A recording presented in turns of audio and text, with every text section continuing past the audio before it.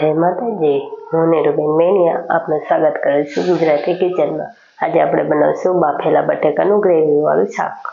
બાફેલા બટેકા બનાવવા માટે મેં બાફી લીધા છે બટેકા અને એક નાની અમથી ડુંગળી કટિંગ કરી લીધી છે ને એક ટમેટું અને એક મરચું અને એક આ પાંદડું લીધું છે વઘાર માટે અને આ ખાંડેલી ચટણી લીધી છે। આ ખાંડીને નાખવાની એટલે સ્વાદ સારો આવશે। અને આપણે હુકા મસાલું લીધું છે, નાખતા જઈશું કહેતા જઈશું। તેલની જરૂર પડશે ને પાણી। શાક વઘારવા માટે આપણે ગેસ ચાલુ કરશું, તપેલું મૂકશું અને તેલ નાખશું।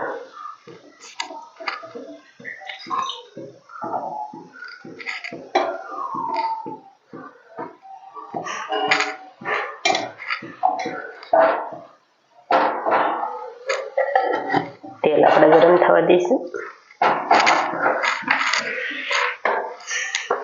તેલ ગરમ થઈ જાય એટલે આપણે અડધી ચમચી રાઈ નાખી દઈશું।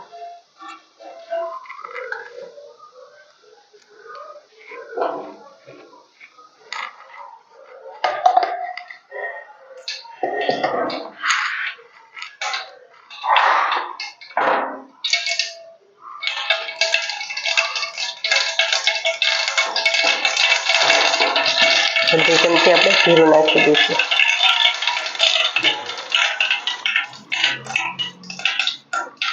અડધી ચમચી આપણે હિંગ નાખી દઈશું અને એક આપણે તજનું પાંદડું નાખી દઈશું અને ડુંગળી નાખી દઈશું।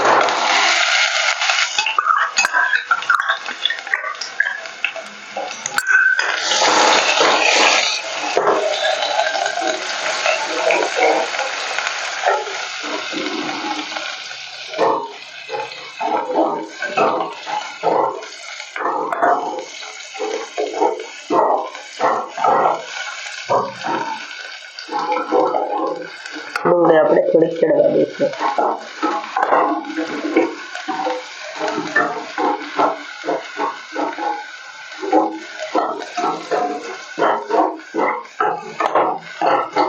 હલવા કરીશું એટલે આપણે ડુંગળી બળી જશે।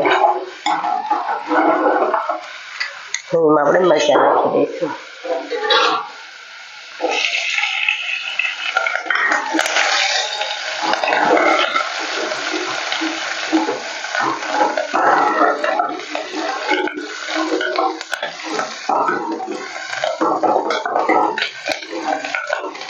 એમાં આપણે ટમેટા નાખી દઈશું।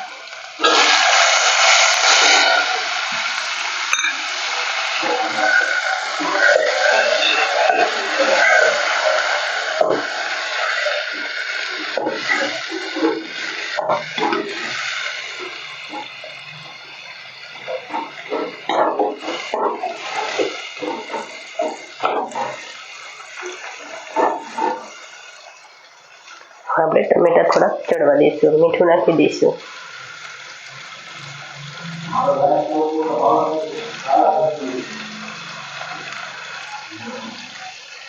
બે ચમચી જેટલું પાણી નાખીને મિક્સ કરીને આપણે કડક ટમેટાને ઢાંકીને ચડવા દઈશું 2 મિનિટ। હવે 2 મિનિટ થઈ ગઈ છે, આપણે જોઈ લઈશું। આપણા ટમેટા ચડી ગયા છે। હું આવી રીતે આપણે મિક્સ કરી નાખશું।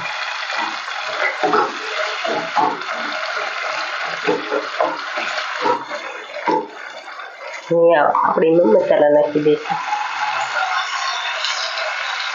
હળદર, ધાણા જીરું પાવડર અને ઓલી ખાંડેલી ચટણી નાખશું આપણે।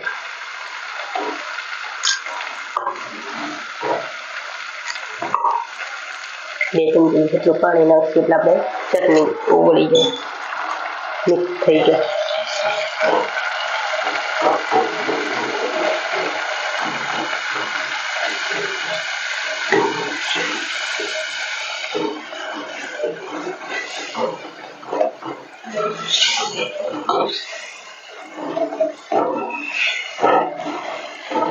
એકદમ આપણે મિક્સ કરી નાખીએ ટમેટા એવી રીતે ક્રશ કરી।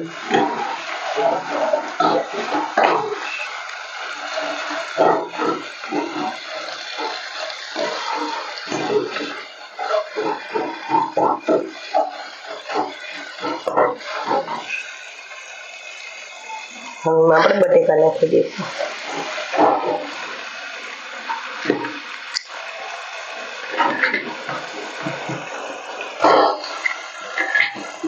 મેં નાના નાના કટ કરી લીધા હતા.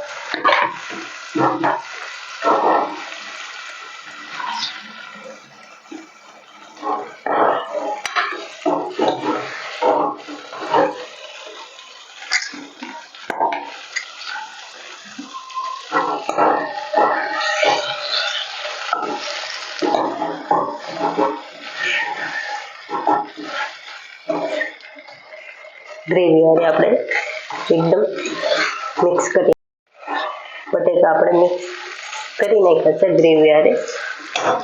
એમાં આપણે પાણી નાખી દઈશું થોડુંક.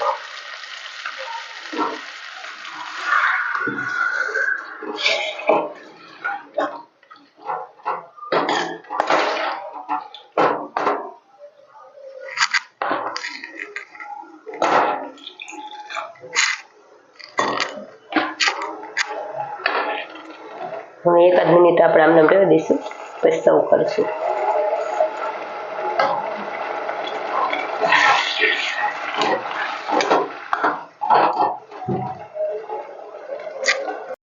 હવે આપણે શાકમાં તેલ છૂટું પડી ગયું છે. હવે આપણે ગેસ બંધ કરી લઈશું. તૈયાર છે આપણે બાફેલા બટેકાનું ગ્રેવી વાળું શાક. જો તમને અમારી રેસીપી પસંદ આવી તો લાઈક કરજો અને શેર કરજો. મારી ચેનલને સબસ્ક્રાઈબ કરજો.